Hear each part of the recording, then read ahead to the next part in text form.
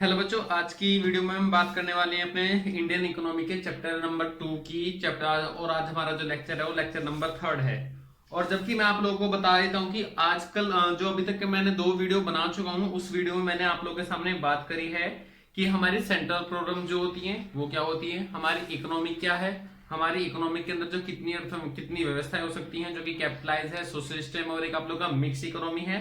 और उसके बाद मैंने बात करी थी इकोनॉमिक प्लानिंग की। इकोनॉमिक प्लानिंग होता क्या है, बनता कैसे है। और उसके बाद मैंने बात करी थी आप लोगों के सामने गोल की। और ये सभी लेक्चर आप लोगों को मेरे प्लेलिस्ट के अंदर जाके मिल जाएंगे। तो और आज की हम बात जो करके चलते हैं वो बात करके चलेंगे एग्रीकल्चर डेवलपमेंट की। बच्चों, इंडियन इकोनॉमिक के अंदर यानी कि हमारे देश आजाद होने से और हमारे देश के आजाद होने वाले कम से कम 40 साल तक जो सबसे मेन सोर्स ऑफ इनकम रहा है वो हमारा जो है एग्रीकल्चर रहा है। और एग्रीकल्चर की कुछ अच्छाइयां हैं तो कुछ बुराइयां भी हैं। अच्छाइयां आज के डेट में आने लगी, लेकिन पहले के समय में बुराइयां थी। तो बुराइयों में से कुछ थोड़ा सा हम पढ़ लेते हैं कि एग्रीकल्चर डेवलपमेंट होती क्या चीज थी। भाई, एग्रीकल्चर जो था हमारा बहुत ही डाउन और लो कैटेगरी का था, लेकिन आज की डेट में हमने उस एग्रीकल्चर में भी अपने आप को बहुत अच्छे रूप में, सक्षम के रूप में रखा है। लेकिन हमारी कमी क्या थी कि पहली सिचुएशन थी जमींदार और लगान। मैंने पॉइंट लिखा है जमींदार और लगान। ये सबसे बड़ी दुविधा थी उस टाइम की, क्योंकि अंग्रेजों के समय में जो हमारे टाइम पे जमींदार थे, वो जमींदार जो थे वो पैसों वाले थे और वो सभी की जमीनों को किसी ना किसी कारणवश अपने कब्जे में करके वो दूसरों से खेती कराते थे। और दूसरों से खेती कराते थे, उसके बदले उनसे क्या लेते थे, लगान लेते थे एज अ टैक्स, जिसे आज गवर्नमेंट टैक्स का नाम देती है। पहले उस टैक्स का नाम लगान हुआ करता था। तो जमींदार जो है वो दूसरों से काम कराते थे, उन्हीं की जमीन को लेके उनसे काम कराते थे और उन्हीं से क्या वसूलते थे, वो लगान वसूलते थे। दूसरी सबसे बड़ी हमारे सामने समस्या थी लो प्रोडक्टिविटी की। लो प्रोडक्टिविटी का मतलब होता है कि उसके ऊपर जो उपज थी वो उपज नहीं थी, और उपज जितनी भी होती थी उससे आधे से ज्यादा उसी उपज का भाग हम लगान के रूप में ले लिया करते थे। कि कंडीशन हमारी इंडिया की ऐसी आ गई थी कि हमें इंपोर्ट करना पड़ा था गुड्स, यानी कि खाने का सामान जो है हमें इंपोर्ट करना पड़ा था। कहां से करना पड़ा था बच्चों, अमेरिका से। और एक सबसे बड़ी और नुकसान वाली बात थी कि उस टाइम पे हमारे देश में कृषि के अलावा जो है यानी कि एग्रीकल्चर के अलावा और कोई इनकम का सोर्स ज्यादा नहीं माना जाता था। और जिसके कारण क्या था, लार्ज पॉपुलेशन जो थी हमारी 70 से 75% हमारी केवल कृषि के अंदर ही लगी रहती थी। और उसके बावजूद भी हमारा प्रोडक्शन कैसा था, वेरी लो। उसके बाद इंक्रीज, और हमने अपने एग्रीकल्चर डेवलपमेंट को सुधारने के पर्पज से हमने कुछ काम किए, जैसे कि भूमि सुधार और ग्रीन रिवॉल्यूशन। भूमि सुधार का मतलब होता है कि हमने जो जमीनें यानी गवर्नमेंट ने जो जमीनें दूसरों पर्सन ने जबरदस्ती अपने कब्जे में रखी हुई थी, हमने किसी भी तरीके से उनसे वो जमीन छुड़ाई और उन कामगारों को उनको दोबारा से मतलब कि ट्रांसफर कर दी जिनकी वो असल में जमीन हुआ करती थी। अब क्या होता था कि जो किसान थे वो खुद कमाते थे और उसका जो है खुद अपने पास वो रख सकते थे। हालांकि मैं भूमि सुधार पे अलग से जो है अलग टॉपिक है, अलग से बात बताऊंगा। और ग्रीन रिवॉल्यूशन इसका भी अलग से टॉपिक है, लेकिन फिर भी आप लोगों के लिए बता देता हूँ ग्रीन रिवॉल्यूशन होता क्या है। ग्रीन रिवॉल्यूशन का मतलब होता है बेटा कि किसी ने मतलब कि जो हमारी गवर्नमेंट थी वो ऐसे ऐसे अच्छे अच्छे बीज लेके आई थी जमीनों के लिए कि उनसे पैदावार बहुत ज्यादा होती थी और उनके लिए सिंचाई के साधन बहुत कम यूज होते थे, और जिससे कि हमारी पैदावार ज्यादा हुई। हालांकि मैं इसके ऊपर भी अलग से वीडियो बना दूंगा। अब एग्रीकल्चर डेवलपमेंट के बाद है दूसरा फीचर ऑफ एग्रीकल्चर, यानी कि उस टाइम के यानी कि 1950 के बीच के 1950-70 के बीच में हमारे पास जो फीचर थे वो कौन कौन से थे। सबसे पहले तो विशेषता थी कि भैया लो प्रोडक्टिविटी थी। हमारे पास जो है प्रोडक्शन नाम की कोई चीज नहीं हुआ करती थी। रीजन क्या था, लैक ऑफ नॉलेज।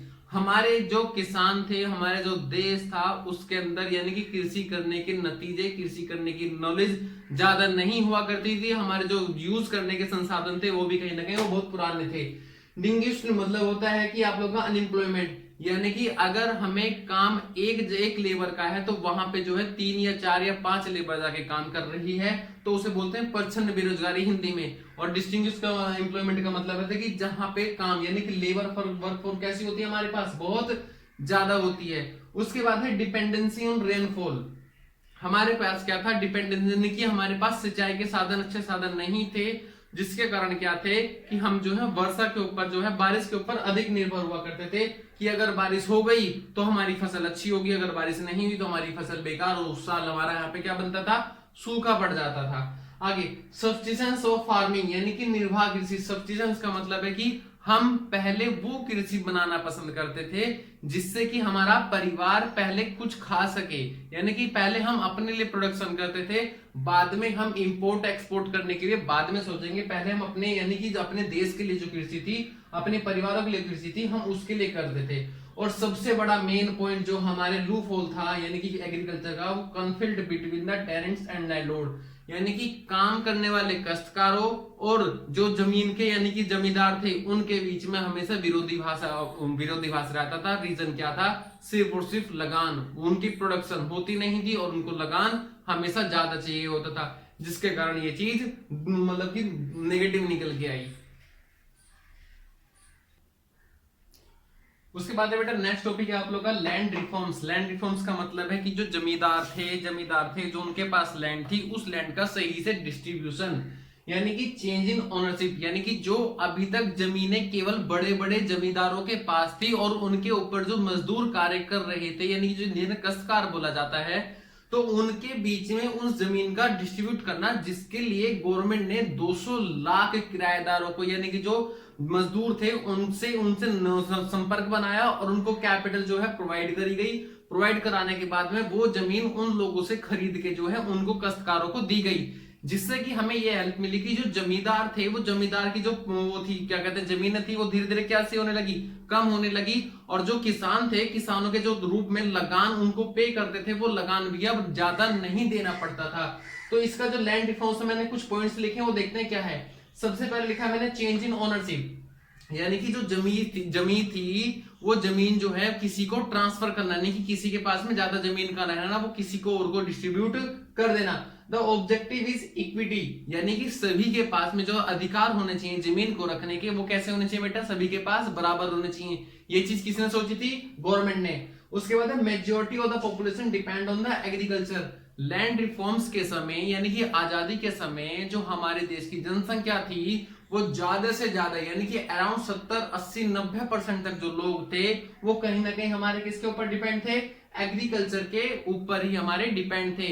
इसके बाद पॉइंट है एबोलिशन ऑफ द इंटरमीडिएट्स। इसका मतलब होता है जो जमींदार और मजदूरों के बीच में जो खाई थी, लगान की खाई थी, उसको धीरे धीरे क्या करना?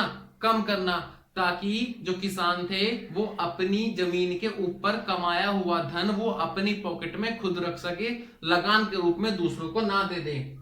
उसके बाद provide sufficient capital was made, जैसे कि मैंने आपको बताया कि गवर्नमेंट ने उनको जो है सफिशिएंट कैपिटल दिया for the purchasing of the agriculture land from the, जो हमारे जो जमींदार थे उनसे।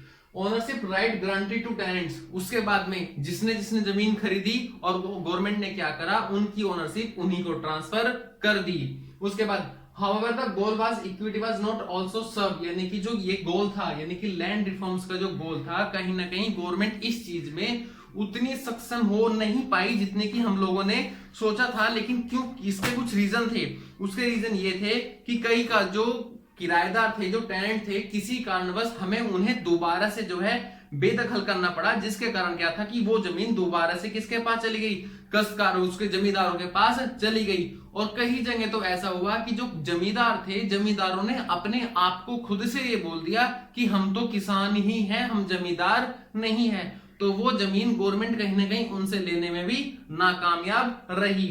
उसके बाद दूसरा पॉइंट आता है बेटा आप लोग का लैंड सीलिंग्स, मतलब कि सीलिंग का मतलब था मैक्सिमम लिमिट, यानी कि fixing the specified limits of land, यानी कि अब गवर्नमेंट ने एक नया कानून लेके आई लैंड सीलिंग का, जिसके अंतर्गत क्या था कि सभी जमींदार एक फिक्स जमीन ही अपने पास रख सकते हैं, जिसके पास है help to promote the equity of land. इसी का दूसरा नाम ये था, लेकिन कहीं ना कहीं गवर्नमेंट इसके अंदर भी फेल होती नजर आई।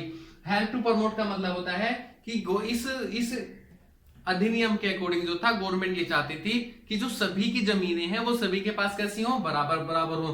लेकिन जो बड़े बड़े जमींदार थे उन लोगों ने इस एक्ट के अकॉर्डिंग क्या करा? दोबारा से कोर्ट में जाके केस कर दिया। और इस केस के चलते चलते क्या था?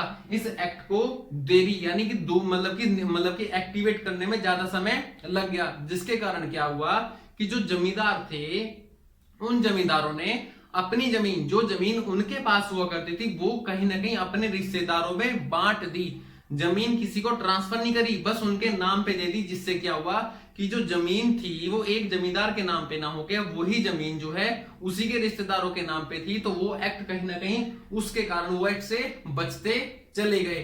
अब प्लीज यार अगर आप लोग मेरी वीडियो अच्छी लगी हो तो चैनल को सब्सक्राइब करें, वीडियो को लाइक करें। थैंक यू यार।